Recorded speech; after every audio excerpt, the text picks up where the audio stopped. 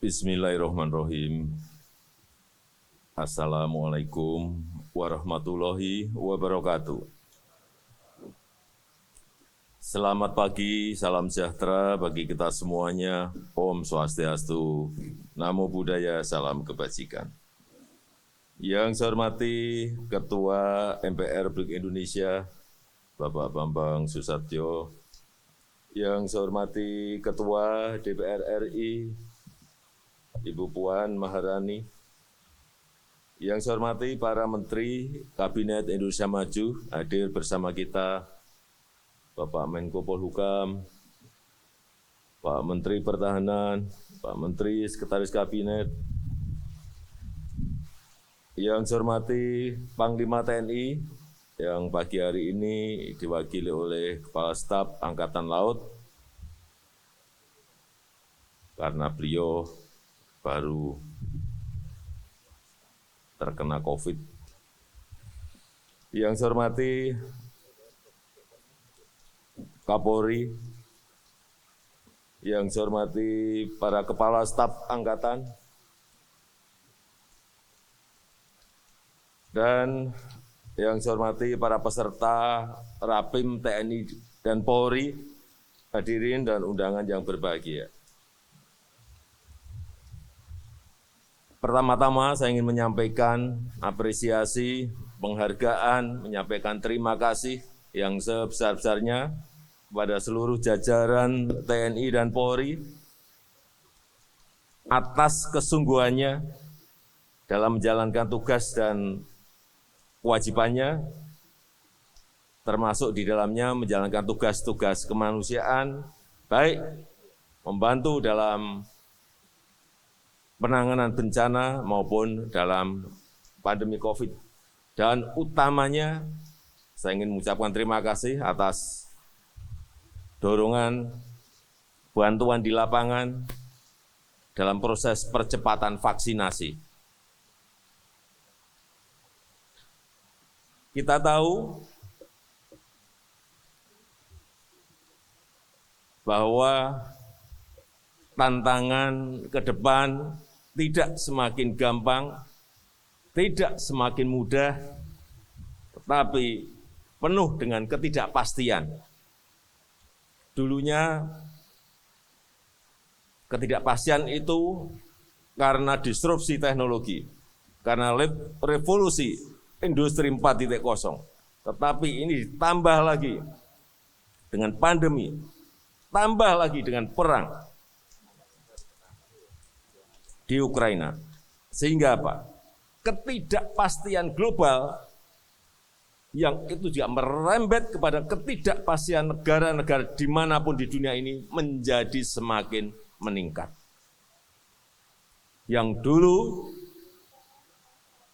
tidak pernah kita hitung, sekarang muncul semuanya problem-problem itu. Kelangkaan kontainer. Dulu normal sekali, semua negara mau kirim apapun, logistiknya bisa, kontainernya cukup. Tapi sekarang terganggu semuanya, karena perdagangan yang tidak seimbang di antara negara-negara yang ada.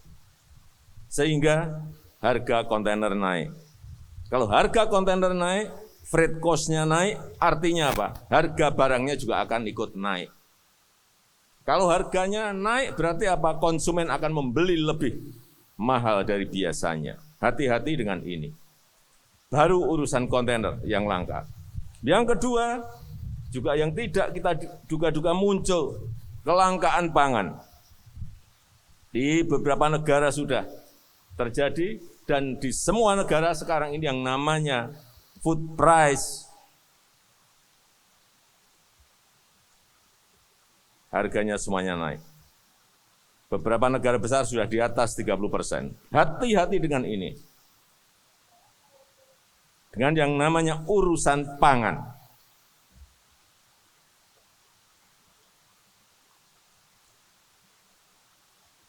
Masih tambah lagi yang ketiga, kenaikan inflasi.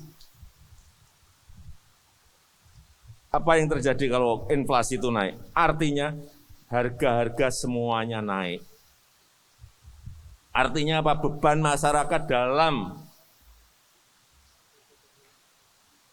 keinginan untuk membeli barang itu juga semakin naik tinggi. Di semua negara sekarang ini.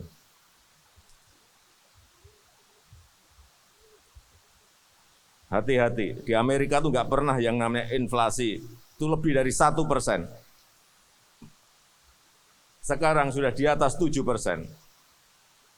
Di beberapa negara malah sudah ada yang sudah di atas 50%, di atas 30%. Jangan dianggap enteng hal seperti ini. Artinya apa? Masyarakat keinginan untuk membeli itu harus membayar harga yang lebih tinggi.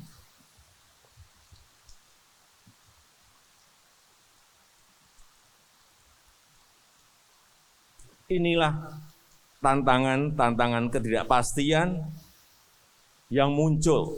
Yang keempat, kelangkaan energi. Sudah dulu sebelum perang sudah harganya naik karena kelangkaan, ditambah perang naik lagi. Sekarang harga per barel sudah di atas 100 US dollar. Yang sebelumnya hanya 50-60. Semua negara sekarang ini yang namanya harga BBM naik semuanya, LPG naik semuanya. Hati-hati dengan ini. Hati-hati dengan ini, kenaikan.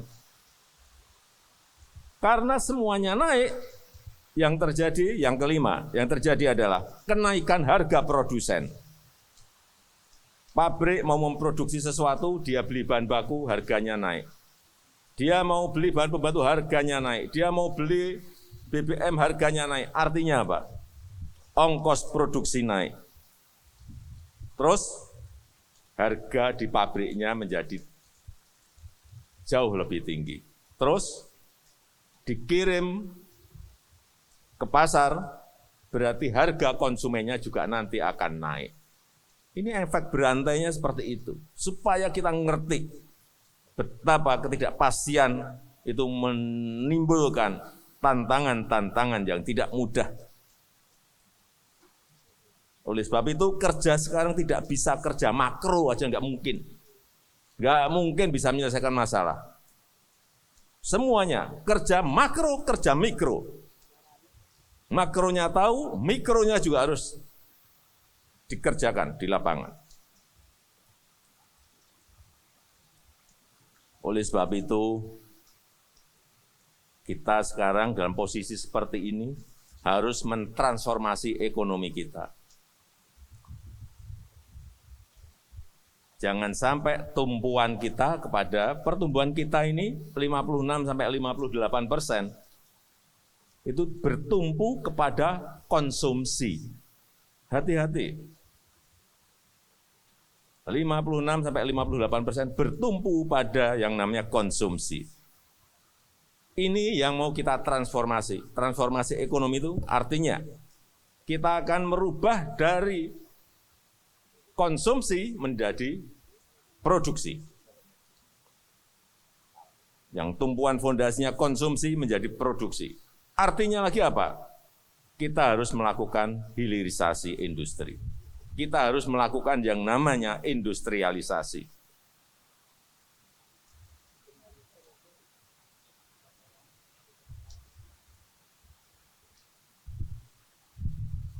Artinya, yang sejak zaman VOC, 400 tahun yang lalu, kita mengirim bahan-bahan mentah, yang kita kirim, bahan mentah, sampai sekarang bahan mentah, itu yang harus kita stop. Stop. Nggak bisa lagi, kita nggak dapat apa-apa. Ya, kita dapat uang dari penjualan bahan mentah. Baik itu nikel, baik itu tembaga, baik itu bahan-bahan pertanian, komoditas perkebunan. Enggak, kita nggak dapat apa-apa. Kita harus mendapatkan nilai tambah. Kita harus mendapatkan added value. Sebab itu, 2020 saya sudah sampaikan stop nikel. Nggak boleh ekspor lagi nikel. nikel ore, bahan mentah nikel enggak. Stop. Kiriman harus minimal setengah jadi. Kemudian nanti berikutnya harus barang jadi. Sehingga nilai tambah itu ada di sini. Nilai tambah itu apa? Terbuka lapangan pekerjaan yang gede di Indonesia. Pajaknya bayar di Indonesia. Biaya keluar bayar di Indonesia. PPN, pajak pertambahan nilai bayar di Indonesia. PNBP, penerimaan pajak, penerimaan negara bukan pajak, ada di Indonesia. Dapat semua kita di sini. Kita sudah 400 tahun lebih. Itu kita tidak memiliki keberanian untuk melangkah ke sana. Ini yang namanya transformasi ekonomi. Nikel dulu, oke. Meskipun kita ini masih dibawa ke WTO, ke World Trade Organization, digugat oleh Uni Eropa, enggak apa-apa. Kalau kita tidak berani mencoba seperti itu, tidak berani melakukan seperti itu, sampai kapanpun yang kita kirim hanya bahan mentah dan kita enggak dapat apa-apa. Dulu booming minyak mentah, kita kirim. Minyak sekarang dah.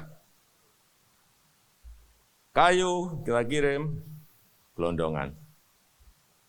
Nah, dan komoditas-komoditas pertanian perkebunan. Tidak. Oleh sebab itu, saya minta Bapak Ibu Saudara-saudara sekalian, kalau ada yang namanya industri, entah itu industri nikel, industri batu bara, industri tembaga, industri emas, jaga mereka. Karena nilai tambahnya nanti ada di situ. Itu tugas kita bersama.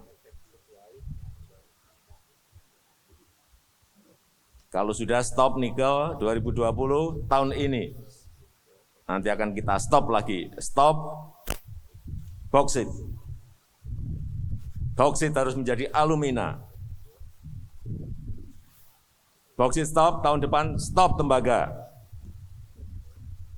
Tembaga nanti campur dengan nikel, bisa menjadi lithium baterai, bisa menjadi sodium ion, bisa menjadi barang-barang yang setengah jadi maupun barang jadi. Sehingga sekali lagi nilai tambah itu ada di dalam negeri. Inilah yang kita maksud dengan transformasi ekonomi. Yang kedua, tadi hilirisasi, yang kedua adalah masuk ke ekonomi hijau. Ke depan, yang namanya produk-produk hijau akan menjadi kekuatan kita. Oleh sebab itu fondasinya harus mulai dibangun sejak sekarang. Ekonomi hijau itu seperti apa? Ya, produk itu dihasilkan juga dari pabrik yang energinya energi hijau, semuanya adalah ramah lingkungan. Kita sekarang ini sedang menyiapkan pembangunan Green Industrial Park di Kalimantan Utara. Disitulah nanti pintu gerbang kita untuk membuka yang namanya ekonomi hijau Indonesia, yang energinya didapat dari pembangkit listrik tenaga air, hydropower di Sungai Kayan. Sungai Kayan nanti akan menghasilkan kira-kira 11.000 sampai 12.000 megawatt. Ada daerah wilayah industri disuplai dari energi hijau sehingga produk yang keluar produk hijau. Inilah kekuatan negara kita. Karena kita mempunyai sungai, 4.400 sungai, 4.400 sungai kita memiliki. Itu kekuatan. Kita punya geotermal 29.000. Tadi Sungai Kayan itu 11.000. Kemudian Mamberamo itu bisa 23.000 megawatt. Geotermal 29.000, ada angin, ada arus bawah laut, ada panas permukaan laut, semuanya bisa masuk ke energi hijau. Ada tenaga surya, matahari. Ini kekuatan negara kita yang negara lain nggak punya. Oleh sebab itu fondasinya harus dimulai sesegera mungkin. Dan tugas Bapak Ibu Saudara-saudara sekalian menjaga agar fondasi ini betul-betul bisa kita bangun karena kita tahu negara lain itu juga nggak senang kita bisa. Ada saja udah, percaya saya. Ada saja yang dilakukan. Karena yang mereka terganggu, pabrik mereka akan stop. Karena materialnya nggak kita ekspor. Hati-hati. Hati-hati dengan ini. Mengganggunya dengan cara apa? Kita nggak tahu, tetapi nggak mungkin diam. Yang ketiga, digitalisasi, transformasi ini harus juga kita kawal.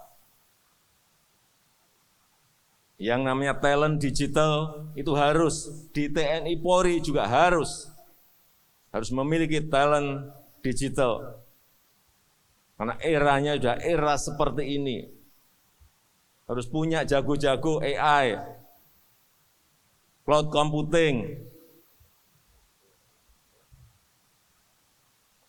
digital design, ngerti masalah blockchain, yang ngerti masalah digital marketing, harus ngerti.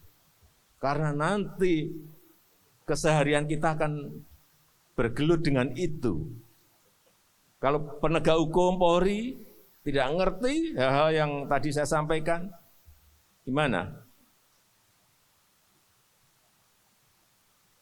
Kejahatan mungkin bergeser dari yang konvensional ke hal yang berkaitan dengan digital.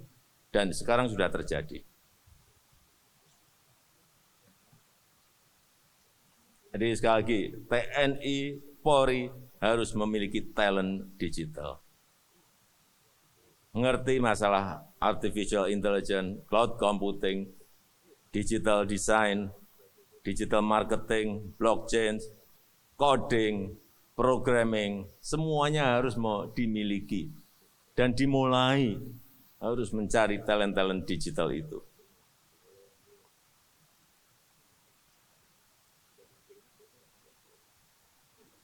Karena pertarungan kita ke depan adalah teknologi. Teknologi.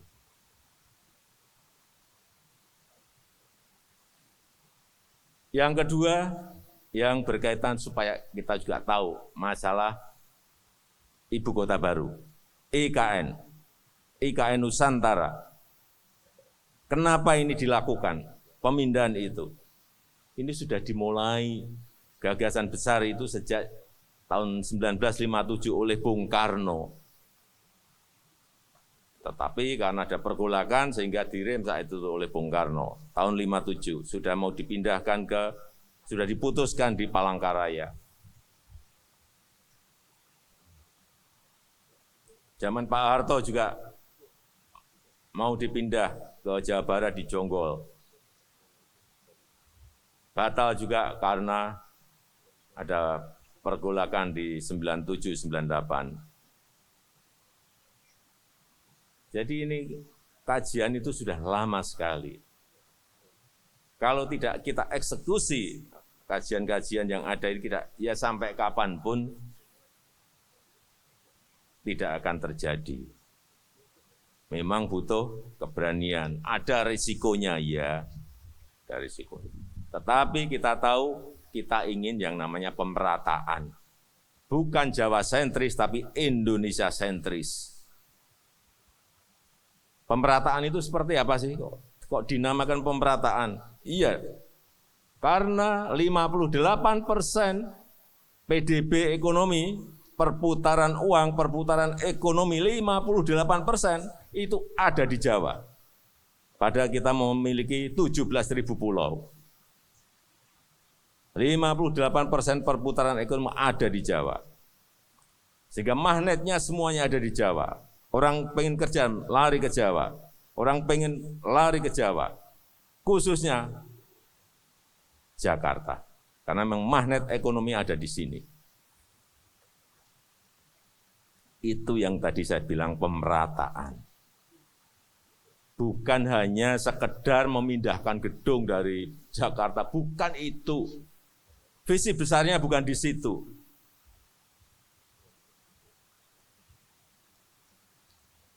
Kalau magnetnya nanti ada Jakarta, ada Nusantara, magnetnya sudah akan dua.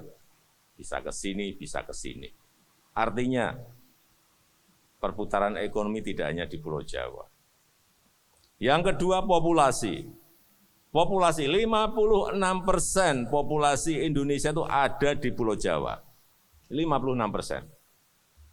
156 juta ada di Pulau Jawa. Ini juga menjadi dasar dari pemindahan ibu kota itu. Oleh sebab itu, agar tidak terjadi ketimpangan ekonomi, tidak terjadi ketimpangan infrastruktur, tidak terjadi ketimpangan jumlah populasi, kemudian kita eksekusi, kita putuskan yang namanya ibu kota negara yang baru, Nusantara. Dan itu sudah secara politik ketatanegaraan sudah disetujui oleh 8 fraksi dari 9 fraksi yang ada di DPR.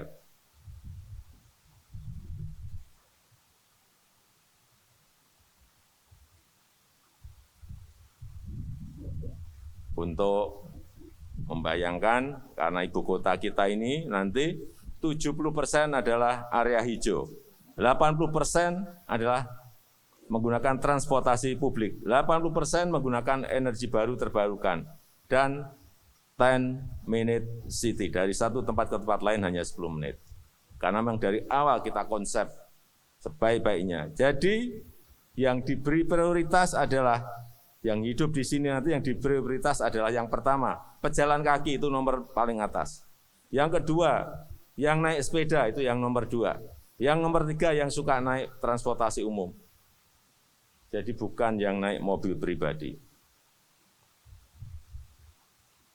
Ini saya putarkan sebentar videonya, biar punya bayangan. Oh.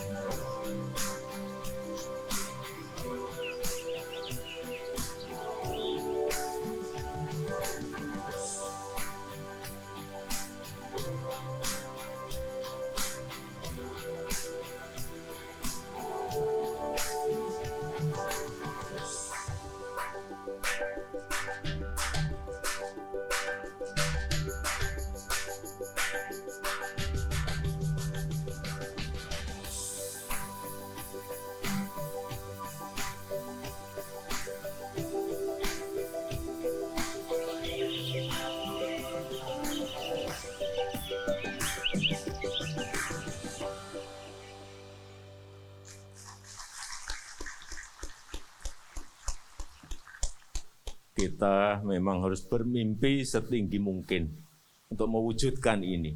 Sebuah kota yang tidak, sebuah ibu kota yang tidak dimiliki oleh negara-negara lain. Yang ketiga, untuk mencapai ini dibutuhkan yang namanya kedisiplinan nasional. Ini yang kita sekarang ini lemah. Kedisiplinan nasional. Oleh sebab itu, saya minta kepada jajaran TNI dan Polri untuk bisa memberikan contoh kepada masyarakat urusan yang satu ini. Kedisiplinan nasional. Tetapi juga di TNI sendiri juga harus mulai berbenah. Yang namanya disiplin tentara, yang namanya disiplin di kepolisian itu berbeda dengan masyarakat sipil. Sangat beda sekali. Tidak bisa yang namanya tentara, yang namanya polisi, itu ikut dalam urusan demokrasi. Di tentara itu enggak ada yang demokrasi.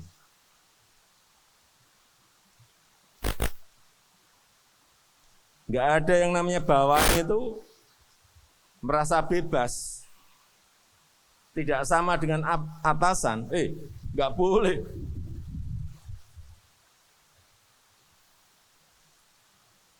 Dengan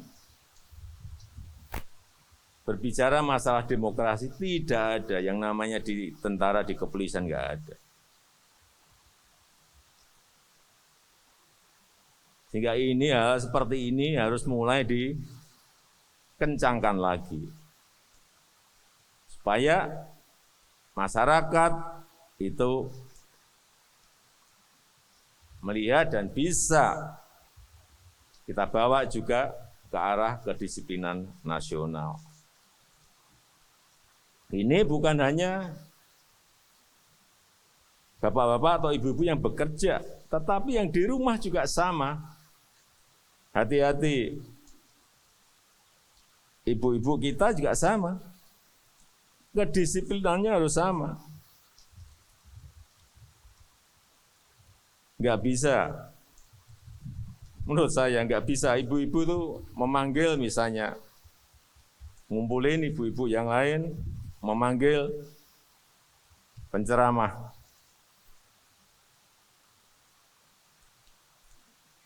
Semaunya, atas nama demokrasi.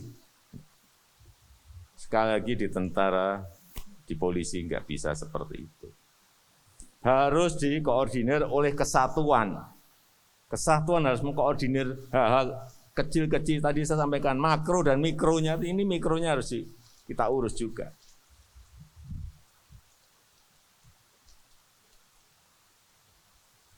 Tahu-tahu mengundang penceramah radikal. Nah, hati-hati.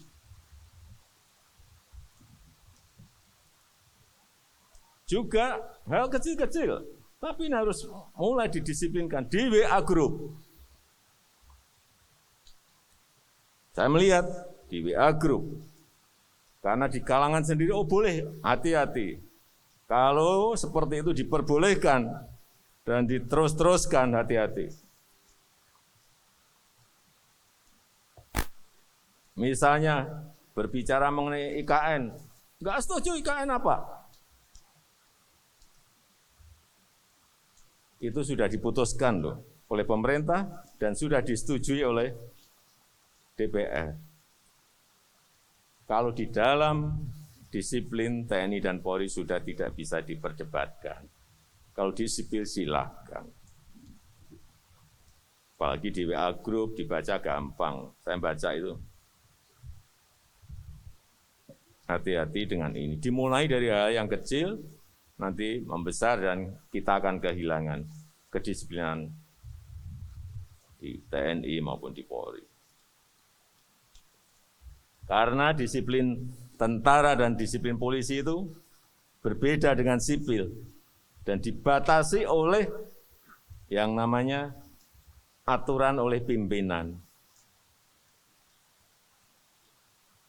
Ini perlu saya ingatkan. Di seluruh dunia yang namanya tentara itu punya yang namanya aturan sendiri.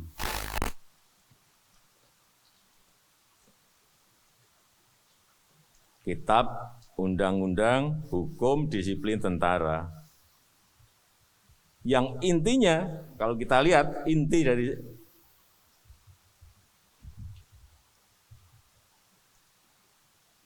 kitab itu, intinya adalah kesetiaan tegak lurus. Saya baca-baca, ini apa sih intinya? Kesetiaan tegak lurus. Saya rasa itu yang bisa saya sampaikan pada kesempatan yang baik ini. Saya tutup, terima kasih. Wassalamualaikum warahmatullahi wabarakatuh.